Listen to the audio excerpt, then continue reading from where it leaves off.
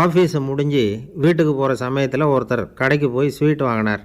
சரி, வீட்டுக்கு பிள்ளைங்களுக்கு தான் வாங்கிட்டு போகிறார் அப்படின்னு மற்றவங்க நினச்சாங்க. அவர் அப்படி செய்யலை. அந்த இடத்துலையே பொட்டலத்தை பிரித்தார். திருட மாதிரி அப்படியே சுற்றி ஒரு தரம் பார்த்துக்கிட்டார். யாரும் தெரிஞ்சவங்க இல்லைங்கிறத முடிவு பண்ணிவிட்டு அவசரமாக அதை அப்படியே போட்டு முழுகிவிட்டு கையை தொடச்சிக்கிட்டு நல்ல பிள்ளை மாதிரி நடந்து போக ஆரம்பிச்சிட்டார். அவர் யாருன்னா, அவரோட பிரச்சனை எல்லாருக்கும் தெரியாது, சில பேருக்கு தான் தெரியும்.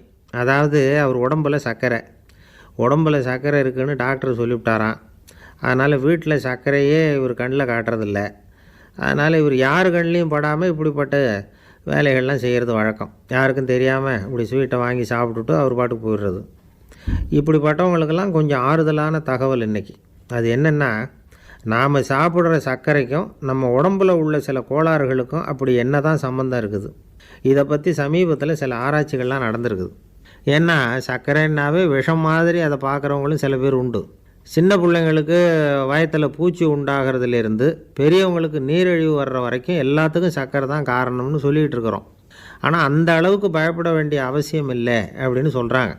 சர்க்கரை வியாதி, இருதய நோய், பித்த நீர்ப்பை நோய், இதெல்லாம் சில நோய்கள்லாம் நாம் சாப்பிட்ற சர்க்கரைக்கும் தொடர்பு இருக்குன்னு நினைக்கிறோம். ஆனால் அப்படி சம்பந்தம் உண்டுங்கிறதுக்கு போதுமான அளவுக்கு ஆதாரம் இல்லை அப்படிங்கிறாங்க ஆராய்ச்சியாளர்கள். ஒரே ஒரு சம்பந்தம் தான் உறுதியாக இருக்குதான். அதுவும் இந்த பல் சிதைவு அப்படின்னு இருக்கு இல்லையா, அந்த சர்க்கரை சாப்பிட்றதுக்கும் இந்த பல் சிதைவுக்கும் சம்பந்தம் இருக்குது அப்படிங்கிறத மட்டும் உறுதியாக சொல்கிறாங்க. சர்க்கரைன்னா நாம் சாப்பிட்ற ஜீனி மட்டும் இல்லை, பழம், காய்கறி, பால், தேன், இப்படி எல்லாத்துலேயும் அது இருக்குது.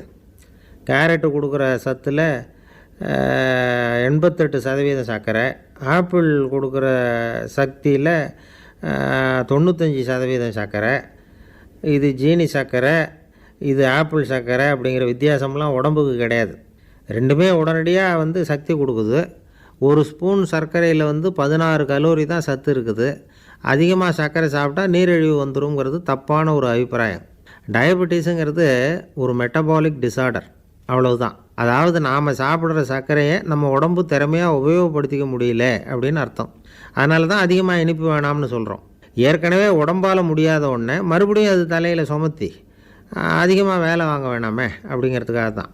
ஆகாரத்தில் அதிகமாக சர்க்கரை இருந்தால் அதனால் உடனே சர்க்கரை வியாதி வந்துடும்ங்கிறதுக்கு விஞ்ஞான ரீதியாக போதுமான ஆதாரம் இல்லை.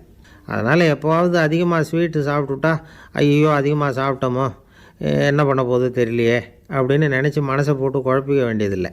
பொதுவாக எதுவுமே அதிகமாக வேண்டாம், எல்லாம் சீராக இருந்தால் போதும். நீரிழிவுங்கிறது புதுசாக வந்துட்ட ஒரு நோய் இல்லை, ரொம்ப காலமாகவே இருக்கிற ஒன்று தான். நம்ம முன்னோர்கள் இதை மதுமேகம் அப்படின்னு சொல்லுவாங்க. அதை கட்டுப்படுத்துறதுக்கு அவங்களே சில வழிமுறையை சொல்லி வச்சுருக்கிறாங்க. அது என்னென்னா வேறு ஒன்றும் இல்லை, இந்த பாவக்காய், முள்ளங்கி, அருகம்புல், அவ்வளவுதான். வெள்ளை முள்ளங்கி இருக்குல்ல, அதை வாரத்துக்கு 3 நாள் சாப்பிட்டுக்கிட்டு வாங்க. நூலுக்கோல் ரொம்ப நல்லது. இல்லைன்னா முள்ளங்கி சாறு 1 ounce சாப்பிட்டுட்டு வரலாம். ரத்தத்தில் சேர்கிற சர்க்கரை அளவை இதெல்லாம் கட்டுப்படுத்துது. சிறுநீரில் காணப்படுகிற சர்க்கரை அளவையும் சமநிலைப்படுத்துது. தினமும் ஆகாரத்தில் கோதுமை, கேழ்வரகு, வெந்தயம், கருவேப்பிலை, சோயாபீன்ஸ் எது கிடைக்குதோ சேர்த்துக்கலாம். இப்படிலாம் செஞ்சுக்கிட்டு வந்தால் அப்புறம் வீட்டுக்கு தெரியாமல் கடையில் போய் நின்றுக்கிட்டு ஸ்வீட் வாங்கி திருட்டுத்தனமாக சாப்பிட வேண்டிய அவசியமே உங்களுக்கு வராது. 2 ஆசாமிகள் கடற்கரையில் உட்காந்து சாவகாசமாக பேசிக்கிட்டு இருந்தாங்களாம். ஒருத்தர் சொன்னார், இன்னொருத்தருக்கு தெரியாமல் ஸ்வீட்டு சாப்பிட்றதே எப்பவும் இடைஞ்சல் தான் சார். நேற்றுக்கு பாருங்கள், அப்படி தான் சாப்பிட்டுக்கிட்டு இருந்தேன், வீட்டுக்காரி கண்ணில் போட்டுவிட்டுது, அதுக்கப்புறம் ஒரே ரகலையாக போச்சு அப்படின்னாராம். எனக்கு கூட அப்படி தான் சார் ஆகிட்டுது, ஒரே ரகலை அப்படின்னாராம் இன்னொருத்தர். நீங்கள் சாப்பிட்டதும் உங்கள் வீட்டுக்காரங்க கண்ணில் போட்டுவிட்டுதா சார் அப்படின்னு கேட்டிருக்கார் இவர். அதுக்கு அவர் சொன்னாராம், அப்படி இல்லை சார், கடைக்காரர் கண்ணில் போட்டுவிட்டுதோ, நான் அவருக்கு தெரியாமல் அந்த ஸ்வீட்டை அவர் கடையிலேருந்து எடுத்திருந்தேன் அப்படின்னு விளக்கம் கொடுத்தாராம் இந்த ஆள்.